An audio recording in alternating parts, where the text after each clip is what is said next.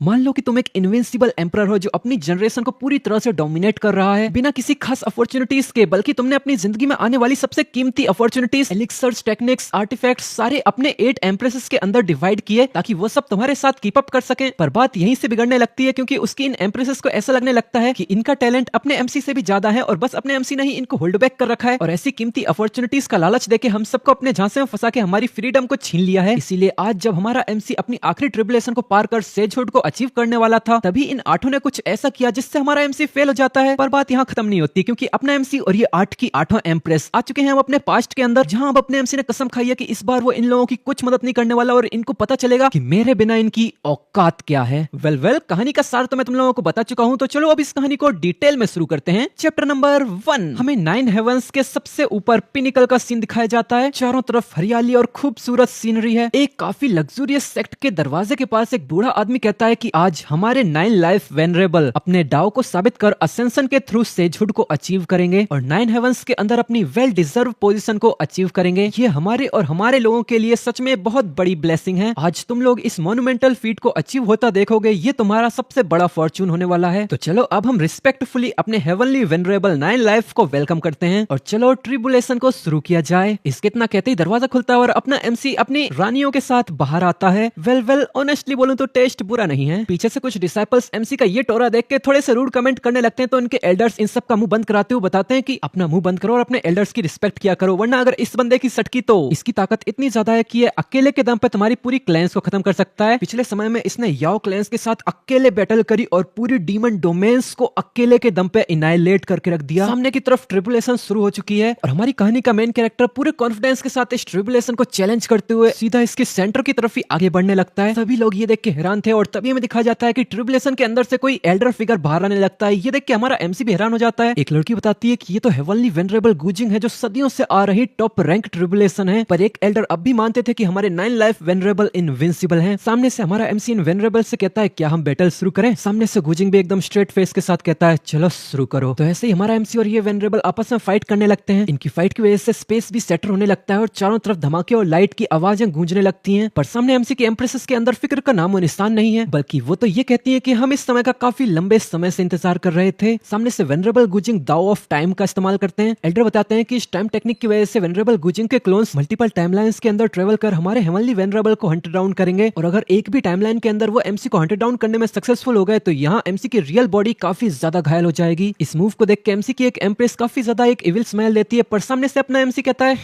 ये मूव सच में काफी ज्यादा अच्छी है, पर मैं आपसे माफी मांगना चाहता हूँ क्योंकि हर टाइमलाइन के अंदर मैं एक अनराइवल्ड एग्जिस्टेंस रहा हूँ। पर तभी हमें दिखाते हैं कि हेवनली वेनरेबल गूजिंग अपने एमसी के सारे टाइमलाइंस के अंदर उसे खत्म कर चुके थे और वो कहते हैं कि ये क्या तुम तो अपने ही मुंह से अपनी खाली तारीफें करते जा रहे हो। मैं तो ऑलरेडी हर एक एरा में तुम्हें खत्म कर चुका हूँ। मैंने हर टाइमलाइन से तुम्हें पूरी तरह से एनाइलेट कर दिया है। ये सुन के तो अपना एमसी को जोर का सदमा लगता है। वो काफी बुरी तरह से घायल होकर जमीन पर गिर जाता है। गूजिंग बताते हैं कि तुम्हारी स्ट्रेंथ सच में एक्स्ट्रा ऑर्डिनरी है, पर अनफॉर्चुनेटली तुम्हारे अंदर यिन यांग दाओ डिवॉल्विंग गू ऑलरेडी अपनी जड़ें जमा चुका है। इसी की वजह से मैंने तुम्हें आसानी से हर टाइम में मार दिया। क्या तुमने इसके बारे में सच में कभी नोटिस नहीं किया? ये सुन के अपना एमसी भी कहता है क्या यिन यांग दाओ डिवॉल्विंग गू ये किसने मेरे आगे चाल चली है? फिर एकदम से उसको रियलाइज होता है और वो अपनी एम्प्रेसेस की तरफ देखते हुए कहता है क्या मुझसे ये मत कहना। वो जब सामने देखता है तो सारी की सारी एम्प्रेसेस एमसी को देख के बहुत जोर जोर से हंसती जा रही थी। हमें बताया जाता है कि ये स्पेसिफिक गू फॉर्मलेस और इंटेंजिबल होता है। इसे सिर्फ यिन यांग यूनियन के द्वारा ही इम्प्लांट किया जा सकता है। सामने वेनरेबल गूजिंग के पास टाइम की पावर है, इसलिए उन्हें एमसी के बारे में सब कुछ पता चल जाता है और वो कहते हैं कि इसका रिजल्ट तो साफ है। मैं जानता हूँ कि तुम गहरे सेंटिमेंट्स और लॉयल्टी वाले आदमी हो। बस ये शर्म की बात है कि जिन औरतों को तुमने अपनी पूरी जिंदगी प्यार किया उन्होंने ही अंत में तुम्हारे ही आगे चाल चली। ये सुन के सामने से एक एम्प्रेस कहती है क्या सेंटिमेंट क्या लॉयल्टी, हम तो बस इसकी पावर की वजह से टेरराइज्ड होकर रखे हैं। इसने हमें फोर्सफुली पोजेस किया और हमें सदियों से डोमिनेट किया है। दूसरी कहती है सीनियर ब्रदर क्या आपको फांग वुक्सी याद है? अगर यहाँ आप न होते तो मैं अभी उसके साथ अपनी अच्छी जिंदगी गुजार रही होती। फिर ये सब अब अपने ही हाथों से एमसी को मारने के लिए अपनी पावर्स को एक्टिवेट करने लगते हैं और सारे फैक्ट्स को उल्टा पुल्टा करते हुए खुद को राइचियस और अपने एमसी को ही डेविल बुलाने लगते हैं। ये देख के अपने एमसी की सटक जाती है। वो पूरे गुस्से के अंदर इन लोगों की तरफ देखता है और कहता है मुझे मारोगे और वो भी बस तुम चूहे? मैंने तुम्हें इतने अच्छे से ट्रीट किया और मेरे बिना तुम में से कोई एक भी एम्प्रेस के टाइटल के आसपास भी नहीं पहुंच सकता था। मैंने कभी सोचा भी नहीं था कि मेरी इस अच्छाई का रिजल्ट ये धोखेबाजी होगी। वो इन एम्प्रेसेस पे हमला करना ही चाहता था, पर तभी पीछे से वेनरेबल गूजिंग उसके ऊपर चिल्लाते हुए अटैक करने लगते हैं क्योंकि वो उसकी ट्रिबुलेशन है, ऐसे ही वो उसके लिए रुक थोड़ी सकते हैं। ये देख के सभी लोगों को बहुत जोर का सदमा लग रहा था, पर इधर अपना एमसी कहता है चूंकि अब जबकि मेरी मौत पक्की है तो अब मैं तुम सबको अपने साथ लेके मरूंगा। ये देख के वो एम्प्रेसेस घबराने लग जाती हैं और चिल्लाती है कि वो अपने कल्टीवेशन बेस को ही डेटोनेट कर रहा है। ऐसे तो तो हम सबको ही ले मरेगा, भागो यहाँ से। पर सामने वाली एम्प्रेस चिल्लाती है, नहीं अब तो बहुत देर हो चुकी है। सामने से रूलर ऑफ टाइम वेनरेबल गुजिंग कहते हैं, ये रेचेड डिस्प्ले क्यों फेलो डाविस्ट, ये लड़ाई तो मुश्किल से सेटिस्फाइंग थी, तुम्हें हराना जब तुम पॉइजन हो रखे हो ये तो बिना ऑनर की जीत है, तो अब मुझे तुम्हें एक और मौका देना चाहिए। फिर हमें दिखाते हैं कि वेनरेबल गुजिंग अपनी पावर्स का इस्तेमाल करते हैं और एमसी और उसकी 8 एम्प्रेसेस को अपने टाइम के वर्लपूल के अंदर खींच ले जाते हैं और वो एक मुस्कुराहट देते हुए कहते हैं, चलो अब अगले राउंड के लिए इन्हें भी तुम्हारे साथ ही आने दो, इस बार मुझे डिसअपॉइंट मत करना। फिर हमें बताया जाता है कि heavenly venerable Gujing time and space reversal technique को अनलीश करते हैं और हमारे एमसी लुई और उसकी 8 फीमेल एम्प्रेसेस की आत्माओं को 50 साल पास्ट में पहुंचा देते हैं। तो अब हमें पास्ट का सीन दिखाते हैं जहां अपना एमसी पहुंच के काफी ज्यादा हैरान था और उसी के सामने थी उसकी पहली एम्प्रेस चूलिंग, फ्यूचर की 9 हेवंस स्वॉर्ड मेडन, जो अभी के टाइम पे बस एक सर्वेंट है। वेल बुरी तो नहीं है, पास्ट में आने की वजह से चूलिंग का सर चकरा रहा है और वो जैसे ही सामने अपने एमसी को देखती है उसे एक जोर का सदमा लगता है और वो चिल्लाती है, डेड डेविल मास्टर। मनी मन चिल्लाती है, ये कैसे हो सकता है, क्या मैं पास्ट में आ गई, क्या वो सब कुछ सपना था। और सामने इसकी ऐसी भाषा सुन के अपना एमसी मुस्कुराता है और मनी मन सोचता है कि इसके इस रिएक्शन के हिसाब से जरूर ये भी पास्ट में आ गई है। परफेक्ट हेवनली वेनरेबल गुजिंग, आपका बहुत बहुत शुक्रिया मुझे एक और मौका देने के लिए। फिर लुई अपने दोनों पैरों के मोजे उतारने लगता है, ये देख के स्वॉर्ड मेडन थोड़ी कंफ्यूज हो जाती है। फिर लुई हंसते हुए अपने पैरों को आगे करते हुए कहता है कि चल अब मेरे पैर धो। ये सुन के स्वॉर्ड मेडन को एक झटका लगता है पर वो रिफ्यूज नहीं करती और सीधा एमसी के पैर धोने लगती है और अपना एमसी यहाँ सोच रहा था, मैं इसकी पिछली हरकत का बदला लेने के लिए अभी से मार सकता हूँ, पर कभी कभी डेथ सबसे क्रूअल पनिशमेंट नहीं होती। अभी के टाइम पे ये मेरे प्रति गुस्से और नफरत से भरी हुई है, अगर मैं अभी इसे मार दूं तो इसे असली दर्द की गहराई का अंदाजा भी नहीं होगा। मैं इसे जीने दूंगा, मैं ये सुनिश्चित करूंगा कि ये सरवाइव करे, बस इसीलिए ताकि ये खुद personally absolute mystery of life को एक्सपीरियंस करे मेरे बिना। फिर वह एक इविल स्माइल देते हुए कहता है, इसमें से कुछ भी सपना नहीं था, हम सब वापस समय में आ चुके हैं। ये सुन के स्वॉर्ड मेडन काफी ज्यादा हैरान हो जाती है, एकदम शौक से चिल्लाते हैं, व्हाट हम सब, अब मुझसे ये मत कहना कि एकदम सही। लुई इसकी बात को काटते हुए कहता है कि हेवनली वेनरेबल गुजिंग की स्पेस टाइम टेक्निक हमें वापस समय में ले आई है। उस दिन जो शब्द तूने मुझसे कहे थे वो सब मुझे एकदम क्रिस्टल क्लियर याद हैं। ये सुनने के बाद भी स्वॉर्ड मेडन का घमंड नहीं कम होता और वो कहती है, तो अब। फिर लुई एकदम इविल स्माइल देते हुए कहता है, इनफ, तुम्हें फ्रीडम चाहिए ना, तो आज से और अभी से तुम आजाद हो।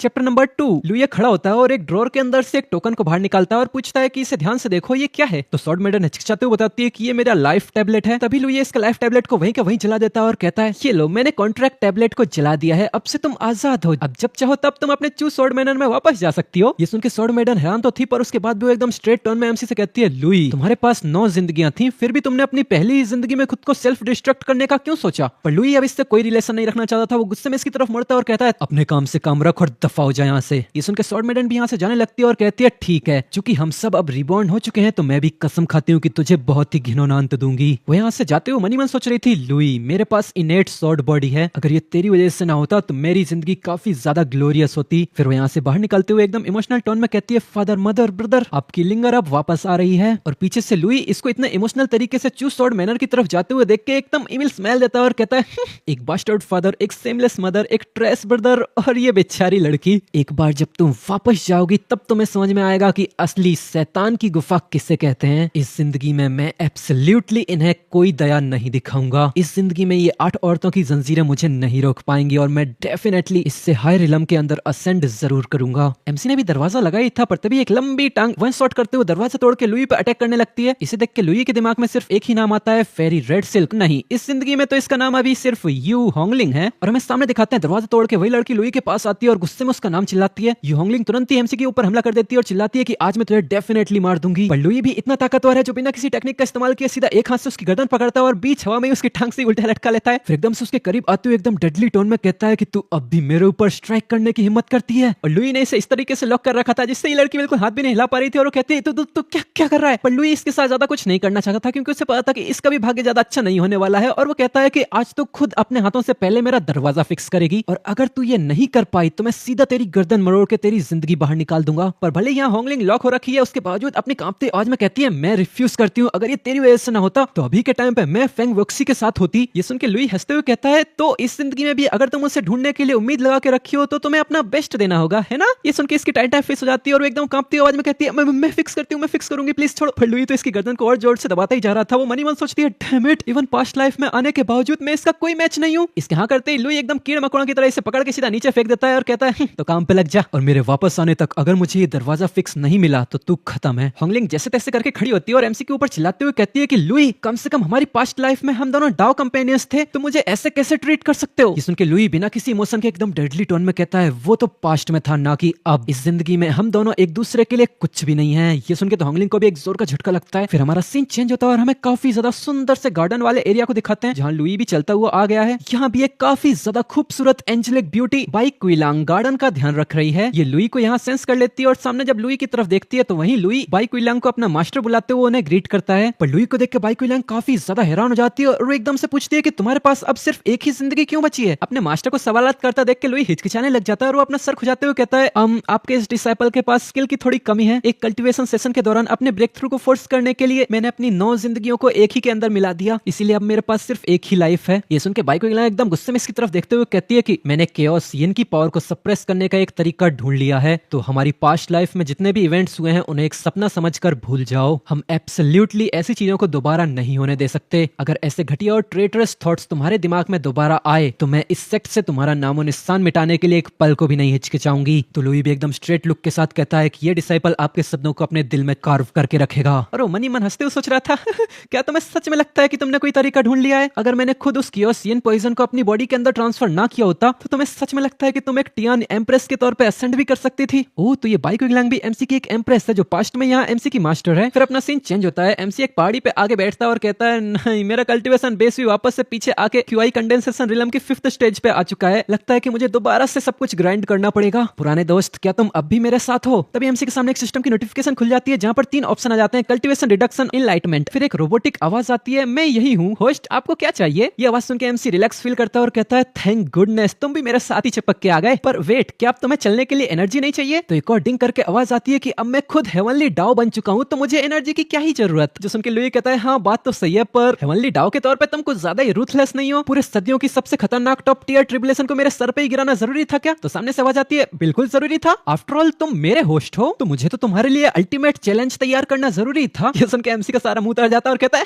Thanks a lot. चलो अब अपना कल्टीवेशन शुरू करते हैं। तो सिस्टम भी एमसी को इग्नोर करते हुए कहता है, you are welcome. 9 life undying heavenly scripture की कल्टीवेशन शुरू की जा रही है। फिर अपना सीन चेंज होता है और अब हमें स्वॉर्ड मेनन की तरफ का सीन दिखाया जाता है। हमें चू स्वॉर्ड मेनर के बाहर का सीन दिखाते हैं। यहाँ स्वॉर्ड मेनन थकी हारी काफी सारी सीढ़ियां चढ़ते चढ़ते काफी ज्यादा सुंदर तरीके से ऊपर चढ़ाई है। हफ्ते हफ्ते ऊपर चढ़ के कहती है, फादर मदर मैं वापस आ गई। वो अपने घर के दरवाजे पे आके काफी ज्यादा इमोशनल हो गई थी। पर इस मेनर का गार्ड जब इस लड़की को देखता है तो काफी ज्यादा हैरान हो जाता है और मनी मन सोचता है, क्या ये सच में एल्डेस्ट मिस है? ये वापस से यहाँ क्यों आ गई है? वो तुरंत इसको यहीं रोकता है और कहता है, ये भिखारी कहाँ से रेंगता हुआ ऊपर आ गया है? इस चू स्वॉर्ड मेनर में तेरे जैसे कचरे के लिए कोई जगह नहीं है, दफा हो जाए यहाँ से। इस गार्ड के रिएक्शन को देख के ऐसा लग रहा था कि जैसे वो इस लड़की को बचाने के लिए यहाँ से दूर ले जाने की कोशिश कर रहा है। पर ये रिएक्शन देख के स्वॉर्ड मेनन काफी ज्यादा कंफ्यूज हो जाती है और वो कहती है कि मैं कोई भिखारी नहीं हूँ, मैं इस घर की एल्डेस्ट मिस हूँ, मेरा नाम चूलिंग है। पर वो गार्ड जब देखता है कि हाथ से रोकने पर नहीं रुक रही है तो तुरंत ही अपनी तलवार निकाल लेता है और चिल्लाता है, बेशरम, ये जंगली चूहा कहाँ से आया? इसकी हिम्मत कैसे हुई जो ये एल्डेस्ट मिस का भेस बना के आया है? इसी पल दफा हो जाए यहाँ से, वरना मेरी ब्लेड को दया ना दिखाने के लिए ब्लेम मत करना। ये सुनकर स्वॉर्ड मेनन तुरंत ही आगे बढ़ के इसकी तलवार ही पकड़ लेती है और एकदम इमोशनल टोन में कहती है, चूसी जरा मुझे ध्यान से देखो, मेरा चेहरा देखो, मैं चूलिंग हूँ। जब मैं छोटी थी तब तो तुम मुझे अपनी गोद में बिठा के भी खिलाते थे, तुमने मुझे कितनी बार कैंडीज भी दिलाई थी, याद है? ये सुनकर वो गार्ड एकदम से इसका हाथ झटकारता है और चिल्लाता है, तेरे अंदर तो चू फैमिली की कोई ब्लड लाइन भी नहीं है, तू वापस क्यों आई है? और वो मनी मन घबराते हुए सोच रहा था, क्या इसका दिमाग घास चढ़ने गया है? फाइनली जैसे तैसे करके ये लड़की इस डेविल के डेंस से एस्केप कर पाई थी, फिर भी यहाँ वापस आके खुद को खुद की कब्र में फेंकने आई है। सामने से वो स्वॉर्ड मेनन अब भी जोर जोर से चिल्लाती जा रही थी, भले मैं यहाँ चू फैमिली की कोई बायोलॉजिकल डॉटर नहीं हूँ, पर फादर और मदर ने मुझे खुद की फ्लैश एंड ब्लड की तरह ट्रीट किया है, नहीं उससे भी ज्यादा बेहतर तरीके से। तो पीछे वाला एक गार्ड समझ जाता है और वो चिल्लाता है, ये तो सच में एल्डेस्ट मिस है, चूलिंग वापस आ गई है। सामने वाला गार्ड सोचता है, खत्म हो गया, अब ये सब कुछ खत्म हो गया। गार्ड के एक बार चिल्लाते ही इस चू स्वॉर्ड मेनर के लॉर्ड, जो इस स्वॉर्ड मेनर के फादर भी हैं, वो अपनी बेटी की झूठी फिक्र दिखाते हुए आ जाता है। पीछे से उसकी वाइफ भी आ रही थी। इनके यहाँ आते ही वो लड़की तो तुरंत फादर के गले लग जाती है और चिल्लाती है, फादर लिंगर अब वापस आ गई है। अपने फादर को गले लगाते ही वो तुरंत रोने लग जाते हैं। उसकी मदर भी झूठी फिक्र जताते हुए इसके आंसू पहुंचती है। वो ये पूछते हैं कि तू इतने समय से थी कहाँ? तो ये बताती है कि मुझे ग्रेट डाउस सेक्ट ने हॉस्टेज बना लिया था, उन लोगों ने मुझे आपसे कांटेक्ट भी नहीं करने दिया, पर मैं चुपके से वहां से भाग गई। अब मैं वादा करती हूँ मैं फादर और मदर को कभी छोड़ के नहीं जाऊंगी। तभी पीछे से एक बंदा आता है जो स्वॉर्ड मेडन को देख के वहीं पर ही लड़खड़ाने लगता है। उसका गार्ड उसे संभालता है, पर वो बंदा तो वहीं पे ही रोने लग जाता है और मनी मन सोचता है, थैंक गुडनेस मेरी एस्केप गोट वापस आ गई, अब मैं डेफिनेटली बच जाऊंगा। और हमें पता चलता है ये है चू सेफाई चूलिंग की एल्डर ब्रदर स्वॉर्ड मेडन का बड़ा। हमारा सीन चेंज होकर लुयू की तरफ आता है। वो पूरी कंसंट्रेशन के साथ अपनी कल्टीवेशन कर रहा था और बताया जाता है दी फर्स्ट हेवन, जहां ग्रेट डाओ सेक्ट लोकेटेड है, ये सबसे कमजोर दुनिया है जिसके अंदर वर्ल्ड की cultivation realms, prenatal, postnatal, qi gathering, origin core, settling infant, void refining dao integration के अंदर डिवाइडेड हैं। अपनी पिछली जिंदगी के एक्सपीरियंस के साथ लुयू ने पूरे 15 दिनों तक कल्टीवेशन की, जिसमें वो क्यूआई रिफाइनिंग के 5th स्टेज से 9th लेयर तक पहुंच गया। इसके बाद उसने तुरंत ही अपनी ओरिजिन कोर को बनाना शुरू कर दिया, पर अचानक से उसको कुछ तो अजीब सा अनकंफर्टेबल फीलिंग आने लगती है और एकदम से वो खून की उल्टी कर देता है और उससे खांसी होने लग जाती है। क्या क्या चल रहा है? मेरी बॉडी की सिर्फ आधी क्यूआई एनर्जी ही कोर फॉर्मेशन में मदद कर रही है, बाकी आधी तो एकदम पत्थर की तरह सख्त हो गई है। काफी ज्यादा छानबीन करने के बाद सिस्टम उसे बताता है कि डिटेक्ट किया गया है कि तुम्हारी बॉडी के अंदर सेलेस्टियल रिजिडिटी पॉइजन है। ये सुनकर लुई कहता है, क्या सेलेस्टियल रिजिडिटी पॉइजन? उसकी हालत अब भी बहुत ज्यादा खराब हो रखी थी, वो बार बार खांसता ही जा रहा था। उसके बावजूद तो कहता है, ये जरूर दोबारा उन घटिया औरतों का ही काम होगा। बस यिन यांग डाओ डिवावरिंग गू से ही उन्हें सेटिस्फेक्शन नहीं मिली, तो उन्होंने ये इंश्योरेंस पॉलिसी के तौर पे ये पॉइजन भी ऐड कर दिया। इन्होंने सच में ये सुनिश्चित किया है कि 9 जिंदगियां होने के बावजूद मैं दोबारा अपनी जिंदगी में पीक पर कभी ना पहुंच पाऊं। हाँ,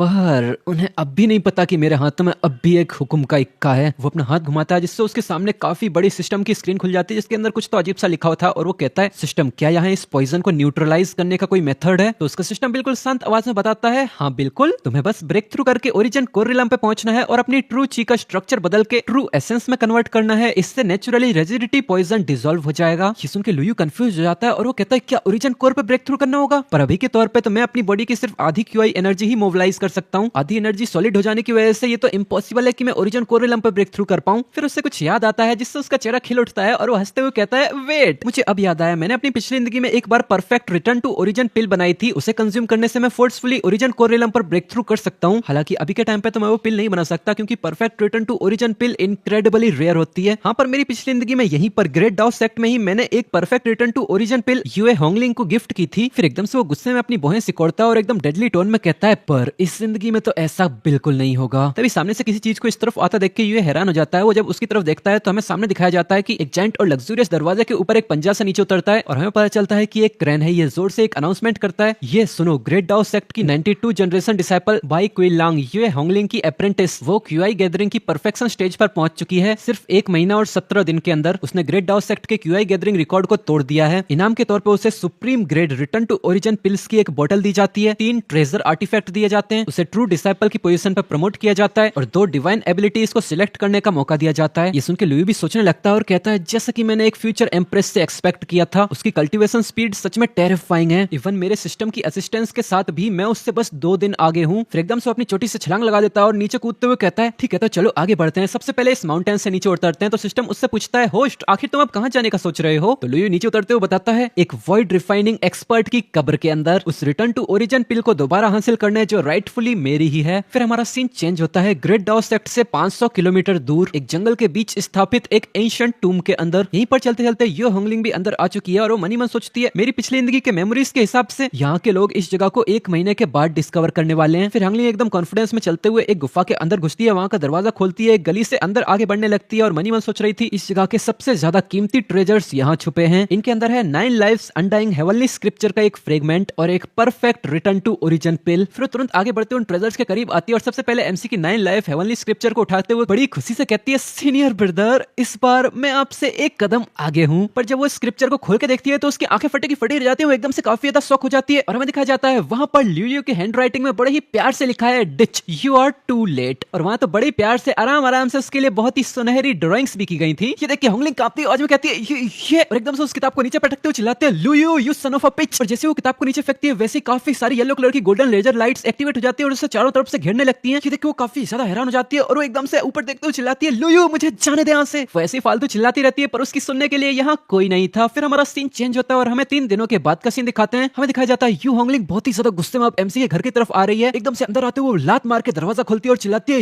यू है अपना पिछवाड़ा लेके यहाँ से बाहर निकल। और जैसा कि हम देख ही सकते हैं उसकी बॉडी पे काफी ज्यादा घाव इंजरीज हो रखी हैं, पर ये देखने से उतनी भी ज्यादा सीरियस तो नहीं लग रही है। इसी की वजह से काफी ज्यादा गुस्से में इधर घुसाई है सीधा। और वैसे इस सीरीज में ज्यादातर लोगों के नाम मुझे सेम टू सेम ही नजर आ रहे हैं, तो मैं नाम थोड़ा बदलने का सोच रहा हूँ। इसका नाम है यू होंगलिंग, तो हम इसको गुस्सेल औरत बुलाएंगे। ये काफी ज्यादा परफेक्ट नाम है इसके लिए। ये गुस्सेल औरत सीधा एमसी का दरवाजा तोड़ती है, अंदर घुसने की कोशिश करती है और एमसी के ऊपर ही चिल्ला रही थी। पर तभी एक एनर्जी पाम अटैक आता है जो सीधा इसके पेट में लगता है और इसकी जोर से चीख निकलती है और ये दूर जाके खिसकती हुई यहाँ से जाती है और सीधा एमसी के घर के आंगन में ही जाके गिरती है। वो अपने दांत पीसते हुए आ ऊ करके चिल्ला रही थी, तभी सामने से एक आवाज आती है, क्या तेरी माँ ने कभी ये सिखाया नहीं कि किसी के घर में एंटर करने से पहले दरवाजा खटखटाया जाता है? ये सुनने के बाद होंगलिंग काफी ज्यादा हैरान हो गई थी और वो मनी मन सोचती है, लुई तू अब कुछ ज्यादा ही आगे जा रहा है, यहाँ तेरे सामने झुकने से पहले मैं मरना पसंद करूंगी। पर ये सब सिर्फ वो मनी मन कर सकती है, क्योंकि रियलिटी में तो वो सिर्फ गुस्से के मारे अपने बाल ही चबा सकती है। पर यहाँ बात यह है कि इसे लुई की जरूरत है, इसीलिए वो बड़े प्यार से खड़ी होती है और दरवाजा खटखटाते हुए कहती है, सीनियर ब्रदर प्लीज दरवाजा खोल सकते हो क्या आप? तो अंदर से आवाज आती है, दफा हो जाए यहाँ से। ये सुन के गुस्सैल औरत को और भी ज्यादा गुस्सा आ जाता है और वो फटाफट से बहुत जोर से दरवाजा खटखटाते हुए चिल्लाने लगती है, क्या तुमने उस टॉम के अंदर से परफेक्ट रिटर्न टू ओरिजिन पिल ली है? पर तभी कई सारे एनर्जी अटैक्स आते हैं जो सीधे दरवाजा खुल के इसी को हिट होते हैं। डायरेक्ट हिट की वजह से ये दूर उड़ती जाती है, पर एकदम से अपने बैलेंस संभालते हुए मनी मन सोचती है, अंदर ही रख, गुस्सा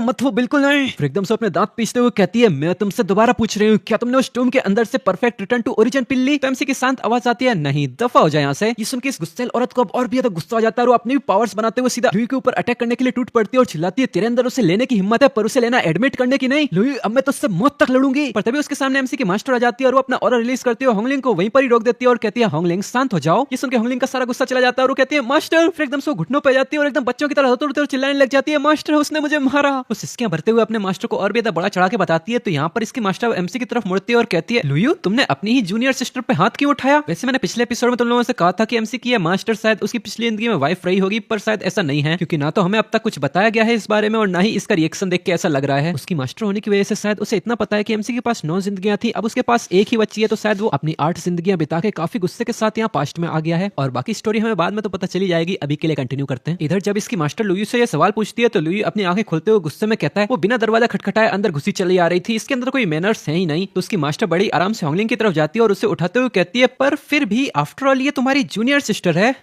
चलो भूल जाओ। वैसे होंगलिंग, तुम यहाँ लुई से क्या कराने के लिए आई थी? तो ये गुस्सैल औरत सीधा एमसी की तरफ उंगली पॉइंट करते हुए कहती है कि उसने एक परफेक्ट रिटर्न टू ओरिजिन पिल ले ली है, इसके पास तो इसका कोई यूज भी नहीं है, इसीलिए मैं उसके साथ इसके बारे में कुछ ट्रेड करना चाहती थी। इसकी बात सुनने के बाद लुई की मास्टर उसकी तरफ मुड़ती है और कहती है, लुई, तुम्हारा एप्टीट्यूड एक्सेप्शनल है, तुम्हें तो absolutely perfect return to origin pill की कोई जरूरत नहीं है, क्यों ना तुम ये अपनी जूनियर सिस्टर को ही दे दो। अगर तुम्हें या किसी चीज की जरूरत हो तो मैं तुम्हें वो प्रोवाइड कर सकती हूँ। पर इतनी आराम से एमसी को समझाने के बावजूद लुई अब भी बिल्कुल एटीट्यूड में बैठा हुआ था और इससे कहता है, माफ करना पर मुझे भी इस perfect return to origin pill की जरूरत है। ये सुनकर होंगलिंग एमसी की तरफ उंगली करते हुए चिल्लाती है, क्या बकवास कर रहे हो लुई? क्या तुम्हें सच में ऐसा लगता है कि बिना तुम्हारी इस परफेक्ट पिल के मैं अपनी ओरिजिन कोर को कंडेंस नहीं कर सकती? इतनी चिल्ला चोट की वजह से अब लुई का भी कंसंट्रेशन ब्रेक हो जाता है और वो नीचे उतरता है और अपने हाथ में वही रिटर्न टू ओरिजिन पिल को निकालता है और एक गहरी सांस छोड़ता है। ये देख के उसकी मास्टर खुश हो जाती है और कहती है, there we go, that's a good boy. वो भी एमसी की तारीफ कर ही रही थी, तभी एमसी एकदम से मुस्कुराता है और ही करते हुए एकदम से वो पिल सीधा अपने मुंह में डाल लेता है और अपनी मास्टर के सामने से चबाते हुए निकल जाता है। ये देख के उसकी मास्टर भी हैरान हो जाती है और कहती है, लुई तुम। उसकी मास्टर इससे काफी ज्यादा डिसअपॉइंट हो गई थी, पर ये देख के अब गुस्सैल औरत और भी ज्यादा गुस्सा हो जाती है और तुरंत ही पीछे मुड़ जाती है और चिल्लाती जाती है, लुई तू बस देख मैं कैसे अपनी स्केर्ड कोर को कंडेंस करूंगी और तुझसे अपनी इस बेइज्जती का बदला लूंगी। और अब ये दुश्मनी देख के उसकी मास्टर और भी ज्यादा डिसअपॉइंट हो जाती है और वो गहरी सांस छोड़ते हुए कहती है,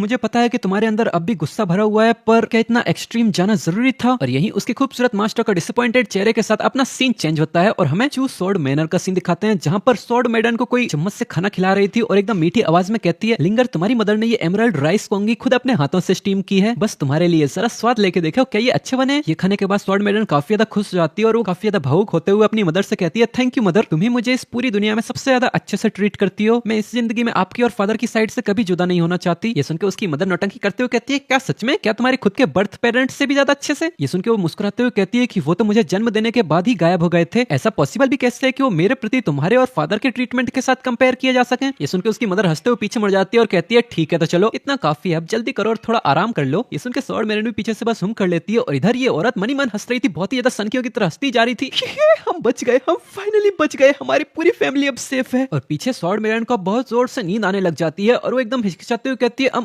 मदर मुझे अचानक से इतना ज्यादा नींद क्यों आ रही है? तो उसकी मदर मुस्कुराते हुए पीछे मुड़ती है और कहती है कि अगर तुम्हें नींद आ रही है तो बस थोड़ा सो लो। पीछे स्वॉर्ड मैडन को इतनी जोर से नींद आने लग जाती है कि वो तुरंत ही बेड पे गिर जाती है और अपना सर पकड़ते हुए मनी मन सोचती है, कितना अजीब है, मुझे अचानक से इतनी जोर से नींद क्यों आने लगी और मुझे ये इतनी अनकंफर्टेबल फीलिंग क्यों आ रही है? फिर एकदम से वो सीधी लेट जाती है और अपना ऑर्डर रिलीज करते हुए मनी मन कमांड देती है, सर्कुलेट ग्रेट स्लॉटरर स्वॉर्ड स्क्रिप्चर। बताओ मेरे शरीर के साथ क्या गड़बड़ है? जो रिजल्ट उसे देखने को मिलता है उससे काफी ज्यादा हैरान हो जाती है। वो एकदम शौक के साथ मनी मन सोचती है, क्या मुझे जहर दे दिया गया है? मैं ऐसे कैसे पॉइजन हो सकती हूँ? क्या ये हो सकता है कि वो एमराल्ड राइस कोंगी? इतना सोचते ही वो अपने ऑरा को रिलीज करते हुए अपना पेट पकड़ लेती है और मनी मन सोचती है, इम्पॉसिबल, मदर ने तो वो पोरेज अपने ही हाथों से बनाई थी, वो मुझे क्यों नुकसान पहुंचाएंगी? तभी उसका दरवाजा खटखटाया जाता है और सामने से आवाज आती है, लिंगर क्या तुम अभी तक सो गई हो? ये सुन के लिंगर काफी ज्यादा हैरान हो जाती है, वो कंफ्यूज होने लगती है। तो बिना सोचे समझे वो सीधा अपने पलंग पर लेट जाती है और अपने चादर से खुद को कवर करने लगती है और आंखें बंद करके एकदम ऐसा नाटक करने लगती है जैसे कि वो सो गई हो। और अचानक से उसके रूम का दरवाजा खुलता है, उसकी मदर कुछ 3 लोगों के साथ अंदर आती है और एक क्रीपी डरावनी आवाज में कहती है, लो कम हो गया, पॉइजन ने भी अपना इफेक्ट करना शुरू कर दिया है, अब हम भी अपना काम शुरू कर सकते हैं। और हमें दिखाया जाता है पीछे से उन 3 लोगों में से एक बंदा तो उसका खुद का बेटा है, जो मुस्कुराते हुए अपनी मदर से कहता है, मदर जितना लोग कहते हैं आप सच में उतनी ही इंप्रेसिव हो, the older the ginger the spicier the spice. इस कहावत का मतलब होता है अदरक जितनी ज्यादा पुरानी होती है उतनी ज्यादा उससे मसाला स्पाइसियर बनता है। इधर भी दोनों ही माँ बेटे एकदम डेडली लुक देते हुए स्वॉर्ड मेडन की तरफ घूरने लगते हैं। मदर कहती है आ जाओ, इसे यहाँ से लेके जाओ और अपने ओल्ड एंसेस्टर को डिलीवर कर दो। ये सुनकर उसका बेटा भी एकदम डरावने तरीके से हंसने लग जाता है, पर इन्हें नहीं पता कि स्वॉर्ड मेडन को इनकी बातें एकदम क्रिस्टल क्लियर सुनाई देती जा रही हैं। और अपने ही माँ और भाई से ये डरावने शब्द सुनने के बाद लिंगर का तो मानो दिल ही टूट चुका था। उससे एक बहुत जोर का सदमा लगा था, उसकी आंखों से आंसू थम ही नहीं रहे थे। पर बदकिस्मती से इसी सीन के साथ ये चैप्टर खत्म हो जाता है। तो वीडियो पसंद आया हो तो जाने से पहले इसको लाइक कर देना और जितना ज्यादा हो सके उतना ज्यादा हाइप करना। कमेंट में बताना कि तुम लोगों को ये चैप्टर कैसा लगा, अपना अपना ओपिनियन शेयर करते रहना। वैसे मैंने इंस्टाग्राम का लिंक डिस्क्रिप्शन में दिया हुआ है, अगर तुम्हें कोई अच्छी सीरीज को रिकमेंड करना है या मुझसे कोई बातचीत करनी है तो वहां पर तुम मुझे फॉलो कर लेना। मैं वहां पर अच्छा खासा टाइम एक्टिव रहता हूँ, तो वहां पर हम बातचीत भी कर सकते हैं। इसके लिए